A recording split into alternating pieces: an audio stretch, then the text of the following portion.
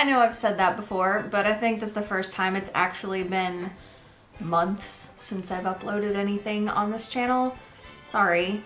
I moved from California to Chicago, which is a huge change, but I will talk about that in another video. I would show you footage from the trip, but I don't think it took any. I took a lot of pictures though. This month I'm here because we have a new pen pal round over at Geek Girl Pen Pals Club, and this month's theme is retro video games. I'm gonna talk a little bit about that today. There's an introduction video by Magic Cat Jenny that's on the official Geek Girl Pen Pals YouTube, so I'll put that in the description below so you can check that out.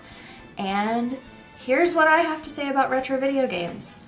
I didn't play that many. We didn't have a gaming console in our house when I was growing up. Something about go play outside, I don't know. I played a little bit of Mario, a little bit of Duck Hunt when I would go to other people's houses, but not really anything other than that. At least not until I got to elementary school. And like Jenny, I also did computer games. So there was the usual Oregon Trail, there was this game called Treasure Mountain, I think was the name of it, and it was a math game, and you'd play through all these different levels going up a mountain solving math problems to collect treasure, but it was never ending. Like, I kept thinking that I would get to the top of the mountain and there'd be some amazing thing, and there never was. It just went on and on forever, and every level was kind of progressive, kind of, but not really.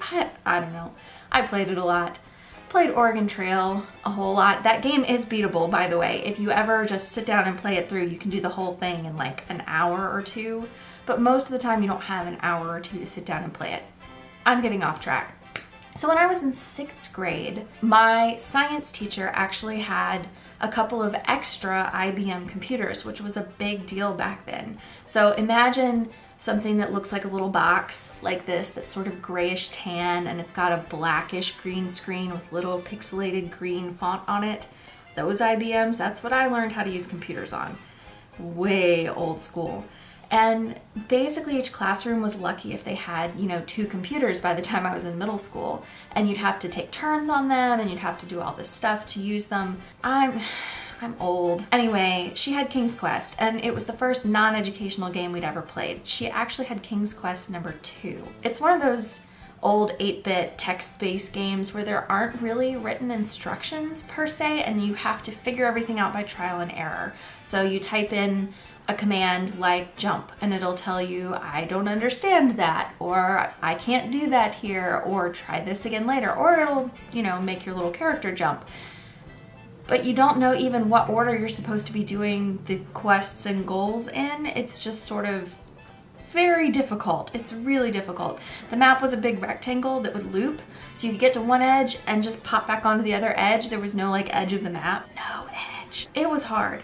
But I think part of the reason she did it was to expose us to new technology, and part of the reason she did it was because we figured out that through teamwork, we could collaboratively play this game, all 25 or so of us in the classroom, and figure out how to get to the end of the games. Anyway, it took us most of the year to get to the end of it because we could only play in 5-minute chunks, which was okay. We got to figure it out, and it was really fun. The next King's Quest game that I played was actually King's Quest 4, and I played it over the course of 48 hours at a friend's house.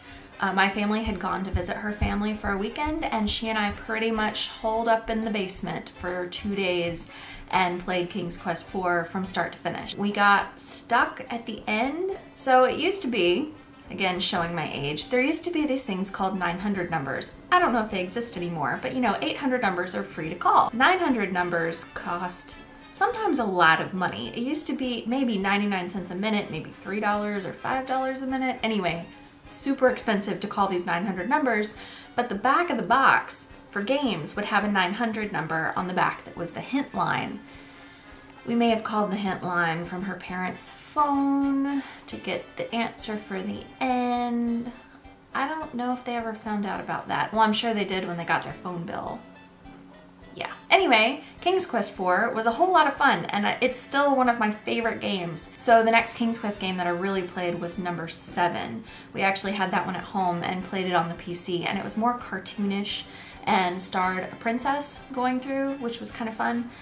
I may still quote that one No one else knows what I'm talking about, but that's okay. There hasn't been a new King's Quest game in a really long time, but the Odd Gentlemen have the rights to the game, they have the rights to the franchise, and they're actually developing a new King's Quest game. I hope it's gonna be good. I am just excited there's a new King's Quest and that people care about it. I have it for PC on here, but it's only good, the most recent operating system it'll do is Windows XP, so I have to keep an old laptop around to play this on. I mean, I guess I could find a way around that, but I haven't bothered to get an emulator or anything. I don't know. But it's really, it's still a fun game to play. It's still challenging. I've actually talked about it before on this channel. I will link that in the description, and I wrote a blog post about the upcoming new game from the Odd Gentlemen, which will also be linked below. So that's it for me. I hope that you guys have a great month. Sign up for a pen pal on the website, and I will see you next month. Bye.